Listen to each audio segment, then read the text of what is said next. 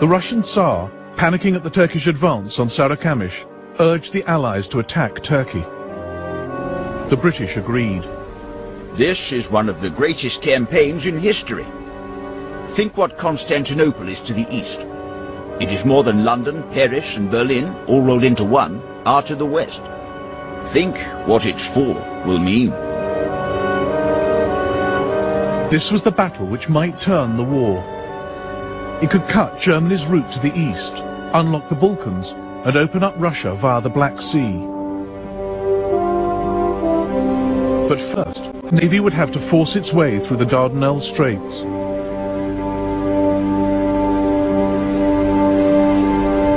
The French insisted on being involved, not wanting the British to dominate the Mediterranean.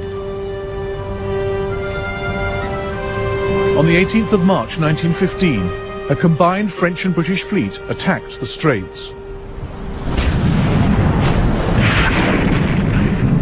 The flagship was hit by a large number of high-caliber shells. A turret was put out of action, and all its crew killed. The flames didn't spare anything. Our young men, a few minutes earlier so alert and courageous, were all skeletons lying on the bare steel, blackened, carbonized.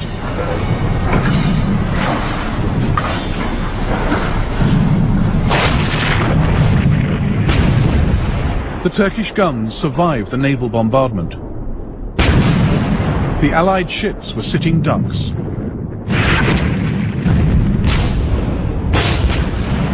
I told the battery commander, Rafat Bey, to increase fire. He replied that shells are exploding on the decks of the enemy ships. There is considerable damage to them. The French battleship Bouvet hit a mine. 3 battleships were sunk that day, 3 crippled, 4 damaged. The Allies lost over 700 men. It was a remarkable victory for the Ottoman Empire. The Allies tried again. This time, the Navy would support an amphibious landing of troops. The Australian and New Zealand Army Corps, known as Anzacs, joined French and British soldiers. Contrary to later myth, the Anzacs weren't rough, tough diggers from the outback.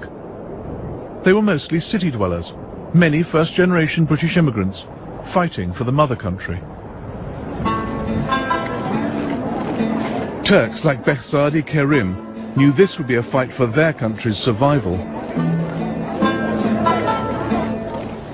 I will sacrifice myself for my faith, my country, my dear Istanbul. I will crush the dirty, loathsome hands reaching out to threaten my old father's happiness, my innocent baby's life, my beloved wife's honor.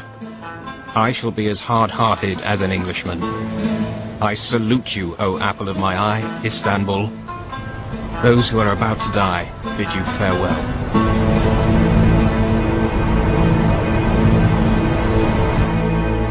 On the 25th of April 1915, 70,000 Allied troops went ashore on the peninsula of Gelibolu, Gallipoli.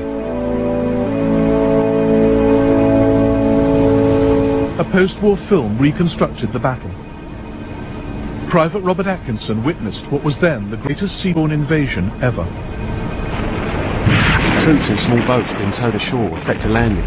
Terrific bombardment, awful noise rolling around the cliffs. Surprise the Turks. Splendid gunnery by the Navy.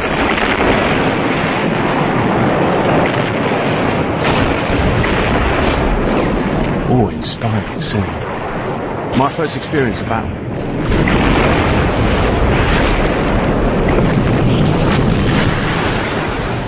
The Anzacs were landed in the wrong place. 8,000 men struggled ashore on a narrow strip of sand hemmed in by steep hills.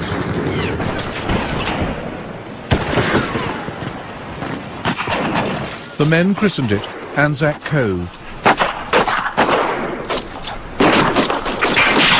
The Turks welcomed us with shrapnel and sprayed up the sea all about us, but very few of us got hurt. There didn't seem much organisation on the shore. In fact, it was disorganisation. Breaking out of Anzac Cove, the casualties soared. New Zealander William Malone blamed the folly and incompetence of Australian officers. Colonel Braun had no defensive position, no plan. Nothing but a murderous notion that the only thing to do was to plunge troops out of the neck of the ridge into the jungle beyond. It was on these Turkish hills that Australian and New Zealand national identities were forged.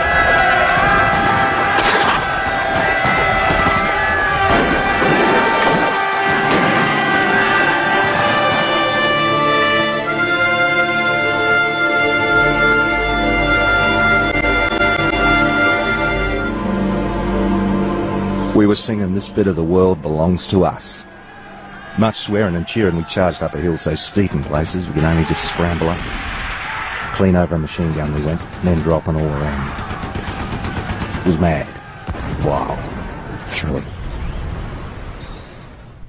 The Anzacs would have had an easier time if it had been left to the German general Iman von Sanders. He was holding troops back for an attack 9 miles away that never came. But a 34-year-old Turkish officer, Mustafa Kemal, climbed the peak of Chanak Bayir and saw the Anzac troops approaching, and his own men fleeing. "Why are you running away?" I asked. "The enemy, sir," they said. "You mustn't run away from the enemy. We've no more ammunition," they replied. I ordered them to fix their bayonets and lie down. And as they did so, the enemy too lay down. We had won time.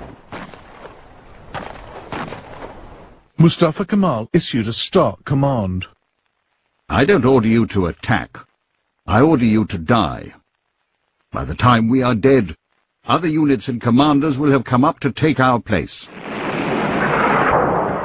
He sent an angry letter to Enver Pasha, damning their German allies. Iman von Sanders did not know either our army or our country, and did not have time to study the situation properly. I urge you strongly not to rely on the mental ability of the Germans headed by von Sanders, whose hearts and souls are not engaged as ours are in the defense of our country. The Turks contained the Anzac breakout at the Cove. Gallipoli made a hero out of Mustafa Kemal. Within 8 years he became his country's leader, earning the name Ataturk, father of the Turks.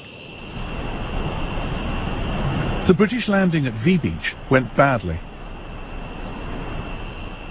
The plan was to run the ship River Clyde onto the shore, her hold no longer full of coal, but men. But she went aground further out, exposing the British to withering Turkish fire.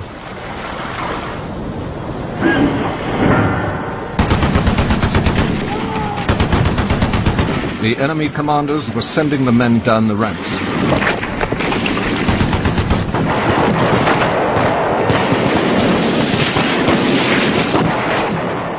But they could not escape the Turkish bullets. Our fire was very effective, knocking the enemy into the sea.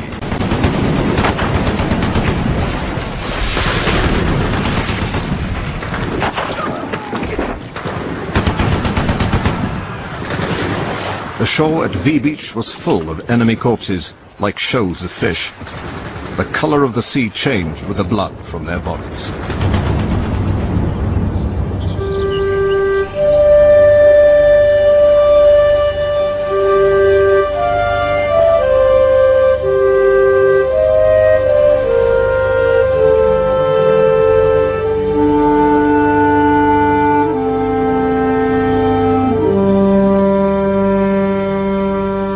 The other landings went well, but initial success was not quickly exploited. The Allied campaign under General Sir Ian Hamilton was cursed by poor coordination.